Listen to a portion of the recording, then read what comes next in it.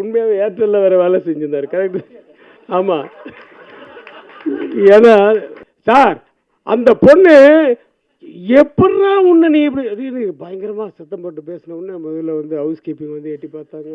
அதுக்கப்புறம் கொஞ்ச நேரம் வச்சு குக்கு வந்து எட்டி பார்த்தாங்க. அப்புறம் 3ஆவது மாடியிலேருந்து என் ஒய்ஃப் வந்துட்டா. என்னங்க ஏதாவது பிரச்சனையா அப்படின்னு பண்ணாங்க. உன்னை எம்ஜிஆர் நாங்கள் பாரு, அதை வந்து மனசில் வச்சுக்கணும். அது மேலே ஏற்றிக்காத. பவிஷ் வந்து விஜய் மாதிரியோ அது மாதிரியோ அதெல்லாம் நான் சொல்லலை. ஆனால் நான் நிறைய நேராக சொல்லியிருக்கேன் உங்ககிட்ட. ஏய் சில ஆங்கிளில் பார்க்கும்போது தனுஷ் மாதிரியே இருக்குப்பா அப்படின்னு சொல்லியிருக்கேன். ஆமாம் இது செல்வா சார் நான் வீட்டில் பெரியப்பாலாம் கூட மாட்டியா? மாமாவா? மாமா கரெக்டு. ஒரு முழுமையான ஒரு ஹீரோவை நம்ம வந்து பவிஷில் பார்க்க போகிறோம் இந்த படத்தில். வனிதா விஜயகுமார் இந்த படத்தில் அவங்களுடைய டீசரில் பார்த்தீங்க, அவங்களுடைய டயலாக்கும் சரி பெர்ஃபார்மன்ஸும் சரி கண்டிப்பாக அவங்க நல்லா பெர்ஃபார்ம் பண்ணுவாங்க.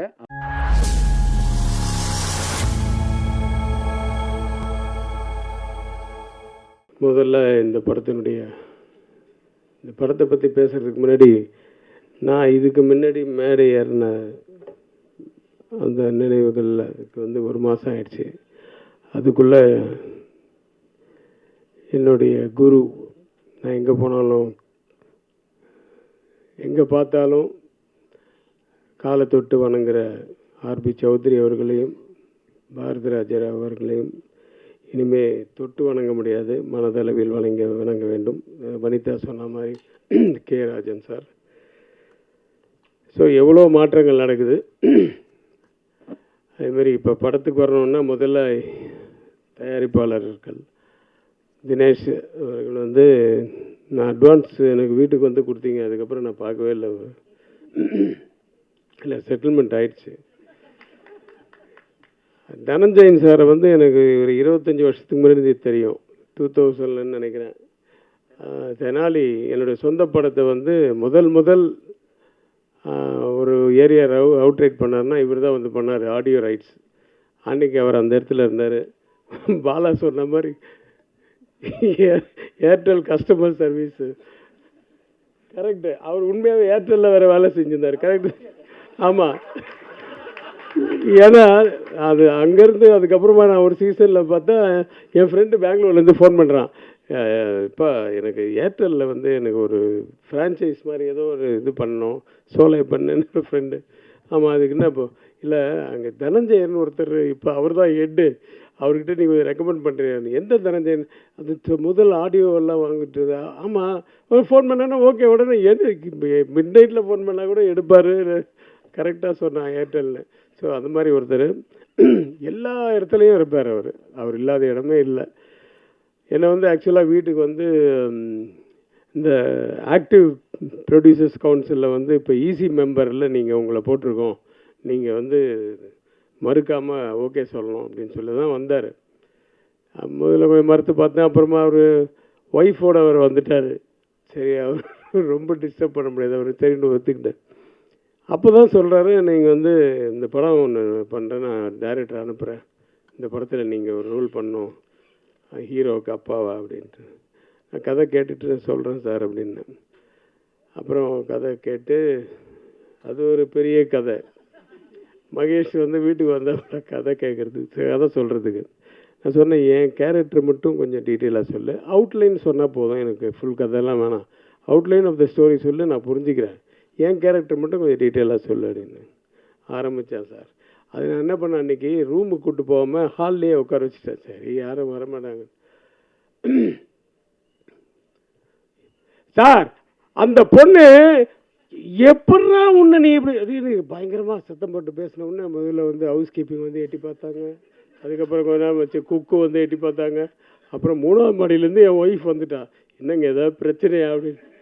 இல்லை ஒன்றும் இல்லை, அவனுக்கு டீ இது தண்ணி காஃபி இல்லை வேலை கொடுத்தாச்சு, காஃபி கொடுத்தனால ரொம்ப சூடாக இருக்கான், மோர் கொடு அப்படின்னு சொல்லி மோர். அப்படி வந்து அதாவது ஒவ்வொருத்தருடைய டைலாக்கையும் வந்து அவ்வளோ சத்தம் போட்டு பேசுவாப்பில். கொஞ்ச நேரத்தில் அவன் போனதுக்கப்புறம் ஒரு 2-3 நாள் கழித்து ஒருத்தர் வீட்டில் இந்த படத்தில் நடிக்கிறேன், அவன் தெரியும் அந்த அப்பா கேரக்டர் தானே சார், அந்த வந்து அவங்கவுங்க கதையை சொல்ல ஆரம்பிச்சிட்டாங்க எங்கள் வீட்டில். ஸோ வீட்டில் இருக்க அத்தனை பேருக்கும் கதை தெரியும்.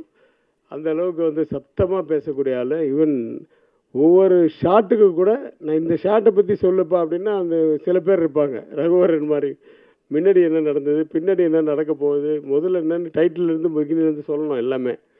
இவர் அந்த மாதிரி இந்த ஷார்ட்டில் என்னன்னு சொன்னால் ஆரம்பிச்சார்னா டைலாக் நிறுத்தவே மாட்டார். அந்த மாதிரி டோட்டலாக மைண்டில் ஊறி போய் பைஹார்ட் பண்ணி வச்சுட்டார் எல்லாமே, டோட்டல் கண்டென்ட்டும். அதனால் எப்போ கேட்டாலும் அந்த மாதிரி வரும், அப்படியே ஃப்ளோவாக வந்துகிட்டே இருக்கும் அவருக்கு. So all the best Mahesh. நீ முதல் படம் மாதிரியே தெரில, நீ வேலை வாங்கின விதமெல்லாம். கேமராமேன்ட்டு ஏதோ ஒன்று சொல்லி வேலை வாங்குறது, அவரும் ரொம்ப உண்மையாக அவர் சொன்ன மாதிரி சாஃப்ட்டு தான், ஹம்பிள் தான். ஆனால் கிம்பிள் எப்போவுமே தான் தூக்கிட்டு. ஏய் பாலா,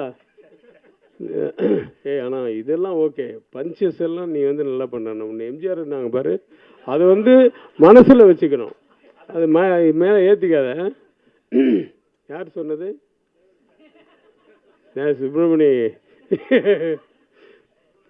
ஆனால் உண்மையாக அந்த குணம் இருக்கணும், அந்த குணம் இருந்தால் தான் மனுஷனா மதிப்பாங்க எல்லாரும். அது மட்டும் இல்லை, மதிக்கிறது என்ன, நமக்கே ஒரு ஒரு ஒரு திருப்தி இருக்கும். அந்த குணம் அவன்கிட்ட இருக்குது நிறைய.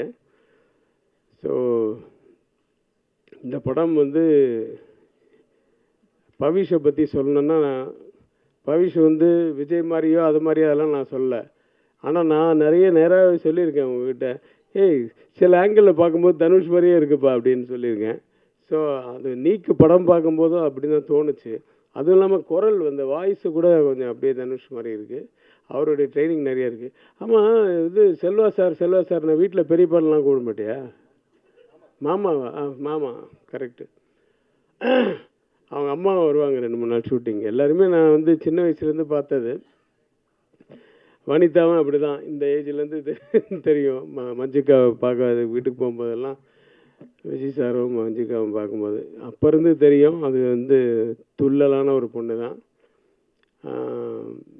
வாழ்க, நிறைய பயங்கரமாக நீங்கள் ஃபேமஸாக இருக்கீங்க. அது வந்து ஒரு தொழிலாகவே அது வந்து யாருக்கும் பயப்படாமல் ரொம்ப கட்ஸாக இருக்கிறவங்கள சில பேர், ரொம்ப பேருக்கு பிடிக்கும். ஸோ அப்படி உங்களுக்கு நிறைய ஃபேன்ஸ் இருக்காங்க. ஸோ பவிஷ், உங்களுக்கு வந்து இந்த படம் வந்து 2வது படமாக எனக்கு தெரியல. நான் உங்களோட பெர்ஃபார்ம் பண்ணும்போது நிஜமாகவே நல்ல இன்ட்ரெஸ்ட் எடுத்து பண்ணுறக்கூடிய ஒரு ஆர்டிஸ்ட்டு. அந்த ஹீரோயினோட எனக்கு 2 சீன் சின்ன சின்ன பிட்டு தான் எனக்கு வந்து காம்பினேஷன் வந்தது. நாகதுர்கா அவங்க வந்து அவங்க நல்லா பண்ணாங்க. அந்த 2 சீனில் அவங்க அம்மா வந்து இருக்காங்களே, என்னையே மிரட்டுற அளவுக்கு டைலாக் அவங்களுக்கு. சரி, ஆனால் கொஞ்சம் பயந்துட்டேன், என்னடா அது அப்படின்ட்டு அப்படியே சமாளிச்சிட்டேன்னு வச்சுங்க. எனக்கு ஒய்ஃபாக பண்ணவங்களும் சூப்பராக பண்ணாங்க. ஸோ ஆர்டிஸ்ட் மட்டும் இல்லை, எல்லா டெக்னீஷியன்ஸ் எல்லாம், விஜய் டான்ஸ் மாஸ்டர் எல்லாருமே ரொம்ப நல்லா சின்சியராக ஒர்க் பண்ண ஒரு படம் இது. இதுதான் ஃபஸ்ட்டு விடான்னு சொன்னார் தனஞ்சயன் சார். தனஞ்சயன் சார் வந்து பட்ஜெட் படம்னாரு. நான் வந்து அதுதான் கொண்டாந்தேன். அவர் மேனேஜர் வந்து போய் பொக்கே கடைக்காரர்கிட்ட, எப்போ ஒரு பொக்கே எவ்வளோப்பான்னு, ஒரு 2000 ரூபா ஆகும் சார். அப்படியா, எனக்கு வந்து 3 பொக்கே போதும். ஒரு பொக்கேயில் எத்தனை பூ இருக்கும்? ஒரு 50 பூ இருக்கும். எனக்கு 5 பூவாக வச்சு 5 பூவுக்கு மேலே வைக்காது, 3 பொக்கே போதும், எல்லாம் டோட்டல் யூனிட் கொடுக்கணும்னு சொல்லி மேனேஜர் வாங்க வச்சிருக்கு. அது தனஞ்சயன் சாருக்கு வாழ்த்துக்கள். பட்ஜெட் படம்னா இப்படி தான் பண்ணணும். சூப்பராக அது மாதிரி பாருங்கள். அது வந்து ஒரு ஃப்ரண்ட்டில் நிற்க வச்சு எல்லாரும் பொக்கே பிடிச்சிட்டு நில்லுங்கன்னு சொல்லி ஃபோட்டோ வேறு எடுத்துட்டாரு. எல்லாருக்கும் நாங்கள் பொக்கே கொடுத்துருக்கோன்ட்டு. அதுக்கு தான் கொண்டாந்தாங்க.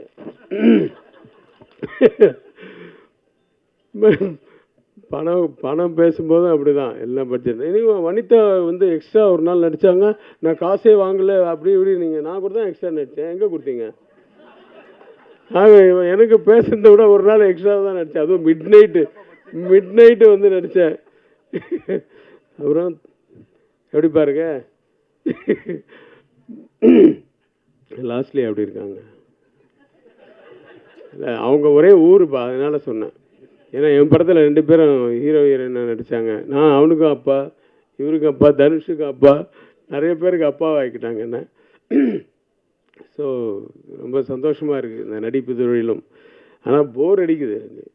ஏன்னா நடிப்புன்னு வந்துச்சா கட்டுன்னு சொன்னால் போய் உட்காந்துருவாங்க, மைண்டு ஃப்ரீ ஆகிடுது. ரொம்ப போர் அடிக்குது, அப்படியே இழுக்கும் தூக்கமாக. மறுபடியும் சார் ஷார்ட்டுக்கு கூப்பிட்றாங்க அப்படின்னா தான் மறுபடியும் வரும். ஆனால் டைரக்டர் ஆனால் ஒரு மைண்டில் இருக்கும் பாருங்கள், 1000 விஷயங்கள் இருக்கும் இல்லையா? அடுத்த காஸ்டியூம் என்ன, அடுத்த ஷார்ட் என்ன, அடுத்த மாதத்துக்கு என்ன சிஜிக்கு ஷார்ட் இப்போ ரெடி பண்ணணும், அடுத்த லொக்கேஷன் என்ன, ஐயோ எல்லாமே மைண்டில் போட்டு அந்த சேம் டைம் வந்து எல்லாரையும் சமாளித்து பண்ணக்கூடிய ஒரு தொழில் அது டைரக்ஷன்ன்றது. அதில் வந்து கிரேட்டான ஒரு நபர். அவர் இன்னும் மறக்கவே முடியல. அவரை பற்றி வீடியோஸாக இப்போ ஆரம்பித்து அவரை பற்றியே தான் போட்டுட்ருக்காங்க பாரதிராஜா சார். அன்றைக்கி பார்த்தா எங்கள் ஷூட்டிங்கு, சரி நம்ம ஷூட்டிங் முடித்த உடனே நான் அன்றைக்கி நைட்டு, ஏன்னா இப்போல்லாம் எங்கே பகலில் எடுக்கிறாங்க, இந்த யூத்து பசங்க நைட்டில் தான் ஷூட்டிங் வைக்கிறாங்க. சரி ஷூட்டிங் முடிச்சுட்டு மறுநாள் காலம்புரை போய் பார்க்கலான்னு பார்த்தா அதுக்குள்ளே தேனிக்கு கொண்டு போயிட்டாங்கன்னு சொன்னாங்க. சரி பார்க்க முடியாமல் போச்சு. இப்போ ஷூட்டிங்கில் அவருடைய ஃபோட்டோ வச்சு இரங்கல்லாம் தெரிவித்தோம். ரொம்ப கஷ்டமாக இருந்தது. ஏன்னா ஒரு இண்டஸ்ட்ரியே திருப்பி போட்ட ஒரு மனிதர், ஒரு இயக்குனர். அவருக்கு முன்னாடி நம்மளாம் ஒன்றுமே இல்லை. ஸோ அப்பேற்பட்டவர், அவருடைய ஆத்மா சாந்தி அடையணும், சௌத்ரி சார் ஆத்மா சாந்தி அடையணும், ராஜன் சார் எல்லாருடைய வாழ்த்துக்களோடு இந்த படம் மிகப்பெரிய வெற்றியடைய எல்லாம் வல்ல இறைவனை வேண்டி விடைபெறுகிறேன். நன்றி, வணக்கம். இந்த திரைப்படம் ஆரம்பிக்கும் போது நீங்கள் பார்த்தீங்கன்னா உங்களுக்கு ஒரு விஷயம் சொல்லணும். முதல்ல நான் சொன்னது, இந்த கதை வந்து எங்களுக்கெல்லாம் பிடிச்சிருக்கு, சரி இதை வாங்குறவங்களுக்கும் பிடிக்குமா, ஒரு தடவை நீ போய் கதை சொல்லுப்பா அப்படின்னு. எந்த ஹெசிடேஷன் இல்லாமல் சார் யார்கிட்டனா சொல்லுங்கள் நான் போய் சொல்கிறேன் அப்படின்னாரு. முதல்ல போயிட்டு அவர் கதை சொன்னது வந்து think music, Santhoshji and Mani and Mahesh எல்லாம். இங்கே மணி வந்திருக்காரு, தேங்க்யூ மணி. அவங்கெல்லாம் கதை கேட்டுட்டு எனக்கு மெசேஜ் போட்டாங்க, சார் சூப்பராக இருக்குது சார், செம்ம என்டர்டெய்னிங்காக இருக்குது, நாங்கள் வந்து இதுக்கு வந்து நாங்கள் ஒரு மியூசிக் டைரக்டர் ரெக்கமெண்ட் பண்ணுறோம் அப்படின்னு அவங்க முன் வந்தாங்க. இது நான் சொல்கிறது படம் ஆரம்பிக்கிறதுக்கு முன்னாடியே. படம் ஆரம்பிக்கவே இல்லை, ஆக்டர்ஸ் எல்லாம் ஃபைனலைஸ் பண்ணல, எல்லாமே போயிட்டு இருக்குது. ஒரு ப்ராசஸாக எப்படி ஃபாலோ பண்ணணும், ஒரு இயக்குனர் ஒரு சிறப்பான கதை எடுத்திருந்தாருன்னா, அதாவது எழுதியிருந்தாருன்னா எப்படி நம்மளுக்கு வாய்ப்புகள் கிடைக்கின்றதுக்காக ஒரு உதாரணமாக சொல்கிறேன். அது பிறகு அவங்க சொன்னது தான் ஃபாக்சன், பிரதீப் அண்ட் வயன். பிரதீப் ரொம்ப சூப்பராக வந்தார், அவர் பயங்கர எனர்ஜி. அவங்களுடைய இண்டிபெண்ட் ஆல்பம் எல்லாம் பயங்கர ஹிட்டு. அவங்க வந்து திங்க் மியூசிக்கில் ஒரு செல்ல பசங்க, அவங்கள வந்து அறிமுகப்படுத்தணும் அப்படின்னு சொல்லும்போது நான் சொன்னேன், அப்பா டைரக்டர்கிட்ட சொன்னேன், டைரக்டர் நீயாச்சு, அவங்க எல்லாம் யங்ஸ்டர்ஸ் எப்படி இந்த ஒரு ஜென்சி கிட்ஸ் எப்படி பாட்டு கொண்டு வருவாங்களோ நீங்கள் கொண்டு வாங்க அப்படின்னு சொன்னேன். அது பிறகு சிறப்பாக இந்த படத்தில் ஒரு 4 பாடல்களும் நல்ல ட்ரெண்டிங்கான பாடல்களாக பண்ணியிருக்காங்க. அது பிறகு பிஜிஎம்மும் சரி. நாங்கள் அந்த படத்தை அறிமுகம் ஃபாக்சன் அப்படின்னு போட்டுகிட்டே இருக்கோம். அதுக்குள்ளே பார்த்தா அவர் பரிமளா அண்ட் கோ படம் பண்ணி படமும் ரிலீஸ் ஆகிடுச்சு. நான் கால் பண்ணி, என்னப்பா இன்ட்ரடக்ஷன் நம்ம போடணும்னு நினச்சோம், உங்கள் பேர் வேறு இடத்துல வந்துருச்சு அப்படின்னு. அடுத்தது அவர் வந்து லவ் பைட் படமும் பண்ணுறாரு ஏஜிஎஸ் என்டர்டெயின்மெண்ட்டில், சந்தான சார் நடிப்பில். தொடர்ந்து 5 படம் போயிட்டுருக்கு அவருக்கு. ரொம்ப சந்தோஷமாக இருக்குது. எங்கள் படத்தில் ஆரம்பித்த அவருடைய ஜேர்னி இன்றைக்கி நிறைய படங்கள் ஃபாக்சன் டீம் பண்ணுறது பார்க்கறதுக்கே சந்தோஷமாக இருக்குது. எல்லாத்துக்கும் காரணம் திங்க் மியூசிக் டீம் தான். அவங்க தான் ஆரம்பிச்சு விட்டாங்க இந்த படத்தினுடைய ஒரு நம்பிக்கை கொடுத்தது வந்து திங்க் மியூசிக் தான். திங்க் மியூசிக் அந்த படத்தெல்லாம் கதை கேட்டுட்டு 2.5 மணி நேரம் கதை கேட்டாங்க. கேட்டுட்டு எஸ் இந்த படம் நல்ல படம் பண்ணலாம், நம்மளாம் சேர்ந்து பண்ணலாம் அப்படின்னு சொல்லிட்டு அவங்களுடைய சப்போர்ட்டோடு தான் நாங்கள் ஆரம்பித்தோம். அது பிறகு எல்லாமே அமைஞ்சுது. அது பிறகு எல்லாமே பவிஷ் வந்து ரொம்ப நிறைய கதைகள் கேட்டிருந்தாரு. அந்த கதைகள் கேட்கும்போது அவருக்கு வந்து என்னென்னா, ஒரு நம்ம அடுத்ததாக பண்ணுற ஒரு படம் சிறப்பாக இருக்கணும், ஹீரோவாக நம்ம நடிக்கிறோம். முன்னாடி படம் வந்து மிகப்பெரிய ஒரு நம்ம என்ன சொல்கிறது, ஒரு மிகப்பெரிய நடிகர் அவர் இயக்கிட்டார். அதனால் வந்து பெரிய எதிர்பார்ப்பில் இருந்த படம். இப்போ ஒரு புது இயக்குனர் வரும்போது அவர் வந்து ரொம்ப தயங்கி என்ன கதை எப்படி வந்து என்னால் செட் பண்ண முடியும் அப்படின்னு. அதுக்கு மேடம் விமலா மேடமும் அவரும் சேர்ந்து எல்லாம் கேட்ட பிறகு அவங்களுக்கு ரொம்ப பிடிச்சி இந்த கதை பிடிச்சவொன்னே தான் இந்த கதையை சூஸ் பண்ணாங்க. அப்போது அவங்க ஒரே கண்டிஷன் தான் சொன்னாங்க, சார் சீக்கிரமாக படத்தை முடிக்கணும், ரொம்ப டிலே பண்ணக்கூடாது அப்படின்னாங்க. நாங்கள் சொன்னோம் ஒரு 5 மாதத்துக்குள்ளே முடிக்கிறோமா அப்படின்னு சொன்னோம். 5 மாதன்றது ஒரு 6 மாதம் ஆயிடுச்சு, அவ்வளோதான். அதாவது என்ன டேட் கிடைக்கணும், நிறைய முக்கியமான ஆர்டிஸ்டினுடைய டேட்டு. பர்டிகுலராக கே.எஸ். ரவிக்குமார் சார் வந்து அந்த டைமில் கர படத்தில் பிஸியாக இருந்தார். ப்ளஸ் நம்முடைய செல்வராகன் சார் அவரும் பிஸியாக இருந்தார். பட் எப்படியோ எல்லாரையும் ஒருங்கிணைச்சு இந்த 6 மாதத்துக்குள்ளே இந்த படத்தை முடித்து இப்போ வந்து ரிலீஸ்க்கு வந்துட்டோம். மிக முக்கியமாக நான் வந்து நன்றி சொல்ல வேண்டியது கே.எஸ். ரவிக்குமார் சாருடைய சப்போர்ட் மிக பெருசு இந்த படத்துக்கு. அவர் வந்து ஒரு குருவாக இருந்து மகேஷ்க்கு ரொம்ப சப்போர்ட்டாக இருந்தார். படம் ஃபுல்லாக மேக்கிங்லே அவருடைய அந்த எமோஷனல் கேரக்டர் ரொம்ப எங்களுக்கெல்லாம் நெகிழ்வாக இருந்தது. அதுக்கு நான் நன்றி சொல்லணும். அது பிறகு ஒரு நல்ல என்டர்டெய்னிங்கான ஒரு கேரக்டரில் நம்முடைய செல்வராகன் சார் வந்து பண்ணியிருக்காரு. அவர் இன்றைக்கி வரணும்னு சொல்லிட்டு ரொம்ப பிளான் பண்ணார். ஆனால் நேற்று எனக்கு மெசேஜ் பண்ணார், சார் எனக்கு ஃபீவர் போயிட்டே இருக்குது, காலையில் எனக்கு டெம்பரேச்சர் கம்மியாக தான் கண்டிப்பாக ஜாயின் பண்ணுறாரு. இன்றைக்கி காலையில் மெசேஜ் பண்ணார், சார் சாரி சார் நான் ட்ரெயிலரில் கண்டிப்பாக ட்ரெயிலர் லான்ச் ஆடியோ லான்ச்சில் இருப்பேன், எனக்கு உடம்பு ரொம்ப இதுவாக இருக்குது, எழுந்து வர முடியல அப்படின்னாரு. அவர் கண்டிப்பாக இருப்பார். அவருடைய கேரக்டரும் இந்த படத்தில் ரொம்ப நல்லா பேசப்படும். We are very happy.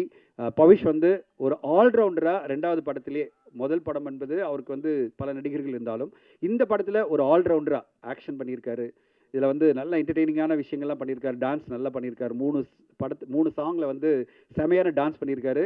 ஒரு முழுமையான ஒரு ஹீரோவை நம்ம வந்து பவிஷில் பார்க்க போகிறோம் இந்த படத்தில். பவிஷ்க்கு வாழ்த்துக்கள். இந்த படத்து பிறகு அவருடைய கரியர் ஒரு நல்ல இடத்துக்கு போகின்ற நம்பிக்கை எங்களுக்கு இருக்குது. Pavish is very discipline. Dinesh sir சொன்ன மாதிரி வெரி டிசிப்ளின் ஆர்டிஸ்ட். 6:30 மணிக்கு 7 மணிக்கெல்லாம் ஷூட்டிங் ஸ்பாட்டில் இருந்து த்ரூ அவுட் இருந்து ஃபுல் சப்போர்ட் பண்ணி இந்த படத்தை முடிக்கிற வரையும் ஃபுல்லாக இருந்தார். இப்போ ப்ரொமோஷனில் என் கூட இருக்கேன்னு இருக்காரு. அவருக்கு நன்றிகள். இந்த படத்து மூலமாக நாங்கள் நாகதுர்காவை அறிமுகப்படுத்துகிறோம். அவங்க பேர் நாகதுர்கா. நாங்கள் வந்து தெலுங்கில் வந்து அவங்களுடைய யூடியூப் வீடியோலாம் பார்த்தீங்கன்னா சில இதெல்லாம் பார்த்தா நம்மளுக்கு அப்படியே பிரமிப்பாக இருக்கும்.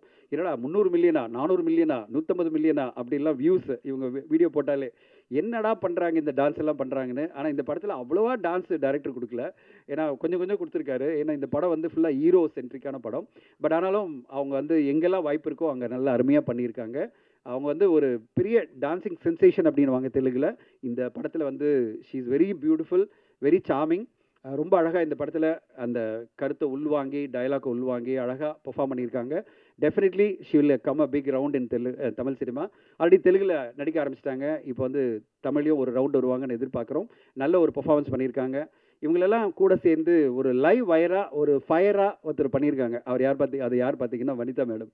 வனிதா வந்து லைவ் ஃபயர் எல்லாம் சேர்ந்து படத்தில்.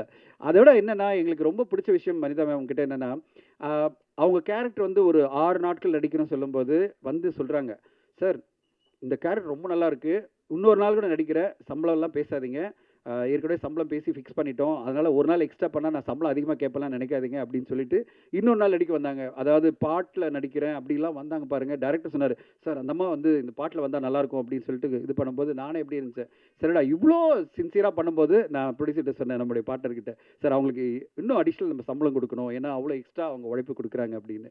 அந்தளவு வந்து பெரிய லெவலில் வனிதா விஜயகுமார் இந்த படத்தில் அவங்களுடைய டீசரில் பார்த்தீங்க, அவங்களுடைய டயலாக்கும் சரி பெர்ஃபார்மன்ஸும் சரி கண்டிப்பாக அவங்க நல்லா பெர்ஃபார்ம் பண்ணுவாங்க. அவங்களோட சேர்ந்து சௌந்தர்யா மேடம் ஒரு அம்மா கேரக்டரில் ரொம்ப பிரமாதப்படுத்தியிருக்காங்க. அண்ட் நிறைய பேர் இந்த படத்தில் ஆதித்யா வந்து திடீர்னு வந்து ஒரு பர்டிகுலர் சீனில் வந்து ஒருத்தர் எலிவேட் பண்ணணும் அப்படின்னு வரும்போது ஆதித்யா கதிர் டேரக்டர் சொன்னார், சார் ஆதித்யா கதிர் போடலான்னு. அந்த சீனில் வந்து ஆதித்யா வந்து பின்னிட்டார். ஃபுல் டே நாங்கள் எடுத்தோம். அந்த சீன் வந்து ரொம்ப ஒரு லெங்க்தியான ஒரு சீனு, ரொம்ப அருமையாக அவரும் ஹீரோயினும் சேர்ந்து ஹீரோவோட சேர்ந்து பண்ணியிருப்பாங்க. அந்த மாதிரி எல்லோருமே இந்த படத்தில் பார்ட்டிசிபேட் பண்ண ஒவ்வொருத்தருமே அவங்களுடைய முழுமையான கான்ட்ரிபியூஷனை கொடுத்து ஒரு படைப்பாக பார்க்கும்போது எங்களுக்கு ரொம்ப சந்தோஷமாக இருந்தது. அதோட முக்கியமாக இந்த படத்தை நாங்கள் வந்து படம் முடிஞ்ச உடனே டபுள் பாஸ்ட் ரெடியாகுது, நாங்கள் படத்தை போட்டு காமிக்கிறோம். உடனே பிளாட்ஃபார்ம்லேருந்து சரி, அதாவது ஓடிடி பிளாட்ஃபார்ம், அதுக்கு பிறகு வந்து சேட்டலைட் எல்லாருமே நல்லா இருக்குது படம், நல்லா இருக்குது, யூத்துக்கான படம், இந்த கால ஜென்ரேஷனுக்கான படம் அப்படின்னு சொல்லிட்டு அப்ரிஷியேட் பண்ணி இந்த படத்தை வந்து அவங்களும் டைப் பண்ணதுக்கு ரெடியாக வரும்போது தான் எங்களுக்கு இன்னும் அதிகமான நம்பிக்கை வருது, ஒரு நல்ல படத்தை நம்ம கொடுத்துருக்கோம்னு சொல்லிட்டு. நீங்கள் இந்த திரைப்படத்தை பார்க்கும்போது அதே மாதிரி சொல்லுவீங்கிற நம்பிக்கை எங்களுக்கு இருக்குது. இந்த படத்தில் இதுவரையும் வந்தவங்கலாம் ரொம்ப நல்லா இருக்குன்னு சொன்னாங்க. அதுக்கு பிறகு உங்களுக்கு காமிக்கும்போது நீங்களும் அதே மாதிரி நல்ல கருத்தை சொல்லுவீங்கன்னு எதிர்பார்க்குறேன். எங்களோட சேர்ந்து பணியாற்றின எங்களுடைய குழு மொத்தமாக மகேஷ் ராஜேந்திரன் ஆரம்பித்து பிஜி முத்தையா, அது பிறகு வந்து எடிட்டர் ஸ்ரீகாந்த் சார், அடுத்ததாக ஆர்ட் டைரக்டர் மகேந்திரன், இவங்க எல்லோருக்கும் நன்றி. காஸ்டியூமர் எல்லோருமே ரொம்ப அழகாக இந்த படம் வந்து என்ன பிளான் பண்ணமோ 45 நாளில் எடுக்கணும். அதில் வந்து நிறைய கால் ஷீட் வரும், 60 கால் ஷீட் வந்தாலும் ஒன்றும் பிரச்சனை இல்லை. பட் நம்பர் ஆஃப் டேஸ் வந்து பிளான் படி பண்ணணும் அப்படின்னு நாங்கள் வந்து பிளான் பண்ணோம். அதை கரெக்டாக மகேந்திரன் வந்து மகேஷ் ராஜேந்திரன் ரொம்ப அழகாக பண்ணார். அவருடைய டீம் ஃபுல்லாக, அதாவது டெக்னீஷியன் டீம் எல்லாம் அவ்வளோ அழகாக உழைச்சாங்க. ஒரு சின்ன படம், அதாவது நம்ம வந்து ஒரு பட்ஜெட்டுக்குள்ளே ஒரு படம் எடுக்கணும் அப்படின்னா அதுக்கு என்டையர் டீமும் ஆர்டிஸ்ட்டும் ஒருங்கிணைஞ்சு வந்தால் தான் பண்ண முடியும். அதை இந்த குழு எங்களுக்கு பண்ணி கொடுத்துருக்காங்க. ஒரு ஸ்ட்ரெஸ் இல்லாமல் ஒரு படம் எடுக்கும்போது நம்மளுக்கு பெரிய ஸ்ட்ரெஸ் வந்து ஒரு படக்குழு கொடுத்துடலாம். அதாவது நம்பர் ஆஃப் டேஸ் இழுத்துட்டே போகலாம், படத்தை முடிக்காமல் போயிட்டே இருக்கலாம், திருப்பி ரீஷூட் பண்ணணும் சொல்லலாம். அப்படி எதுவுமே கிடையாது. இந்த படத்தில் ரீஷூட்னே நாங்கள் பண்ணல. அவர் மகேஷ் வந்து அவ்வளோ அழகாக பிளான் பண்ணி ஒரு நாள் கூட ரீஷூட் இல்லை. பிளான் என்ன பண்ணாரோ அதை தான் எடுத்தார். அதாவது ஸ்கிரிப்டில் என்ன இருந்ததோ அதை தான் எடுத்தார். அதை அப்படியே எடிட் பண்ணி எங்களுக்கு காமிச்சார். அதில் நாங்களே சொன்னோம், சார் நம்ம கதையாக படிக்கும்போது நல்லா இதெல்லாம் இருக்கும், பட் இந்த சீன் தேவையா, இதெல்லாம் கொஞ்சம் லெங்க்த்து கொஞ்சம் குறைச்சிடலாம் அப்படின்னு நாங்கள் எடிட் கொஞ்சம் தான் பண்ணமே தவிர படமாக பர்ஃபெக்டான ஒரு படமாக எடுத்து எங்களுக்கு கொடுத்துருக்காரு மகேஷ் ராஜேந்திரன். ஸ்கிரிப்டில் என்ன சொன்னாரோ அதை விட பெட்டரான விஷுவல்ஸோட அருமையான ஒரு படமாக கொடுத்துருக்காரு. நீங்கள் படம் பார்க்கும்போது நீங்கள் கண்டிப்பாக அதை நீங்கள் என்ஜாய் பண்ணுங்க நம்புகிறேன். வந்திருந்து சிறப்பித்தவங்க எல்லோருக்கும் நன்றி. இந்த விழாவை வந்து பார்ட்டிசிபேட் பண்ண சுப்பிரமணிய சிவா சாருக்கும் நன்றி. உங்களுடைய சப்போர்ட் வேணும் சார். இந்த படத்துக்கு. அண்ட் இதோட முக்கியமாக எங்களுடைய அடுத்த படங்கள் 2 படங்களுடைய ஹீரோஸ் இங்கே வந்திருக்காங்க. கேபிஏ பாலா அவருடைய நடிப்பில் இப்போ ரீமேட்ச் படத்துடைய ஷூட்டிங் போயிட்டுருக்கு. ரொம்ப அருமையாக பண்ணிகிட்ருக்காரு. பாலாவுக்கு நன்றி இந்த விழாக்கு வந்ததுக்கு. காட்ஸ் இல்லான்னு ஒரு படம் வந்து நாங்கள் பண்ணிகிட்ருக்கோம். அது ஆல்மோஸ்ட் முடிஞ்சிருச்சு. இப்போ தான் போஸ்ட் ப்ரொடக்ஷனில் இருக்குது. நிறைய சிஜி ஒர்க்கு. அந்த படத்தை நாங்கள் அந்தளவு பிளான் பண்ணல. பட் ஆனால் சிஜி நிறைய வந்துருச்சு. அந்த சிஜியோட சேர்ந்து தர்ஷன் பண்ணிகிட்ருக்காரு. அவருக்கும் என்னுடைய வாழ்த்துக்கள். நன்றி நீங்கள் வந்து பார்ட்டிசிபேட் பண்ணதுக்கு. யங் நடிகர்கள், இளம் நடிகர்களுக்கு வந்து இளம் நடிகர்கள் கூட இருக்கணும் ஒரு ப்ரொமோஷன்லையும் எல்லாத்துலேயும். நான் அப்படி தான் ஒரு விஷயம் சொன்னேன். உடனே 2 பேரும் நான் வந்துடுறேன் சார், பார்ட்டிசிபேட் பண்ணுறோம், பவிஷ் ப்ரோவோட நாங்கள் இருக்கோம் அப்படின்னு வந்தாங்க. அவங்களுக்கு என்னுடைய நன்றிகள். அண்ட் என்டையர் குழு இங்கே வந்திருந்து இதை நடித்த ரம்யா மேடத்துக்கும் சரி, இதில் நடித்த ஒவ்வொருத்தருக்கும் நன்றி. டெக்னீஷியன் எல்லாருக்கும் நன்றி. வந்திருந்து சப்போர்ட் பண்ண எல்லா ஊடக நண்பர்களுக்கும் நன்றி. Thank you so much.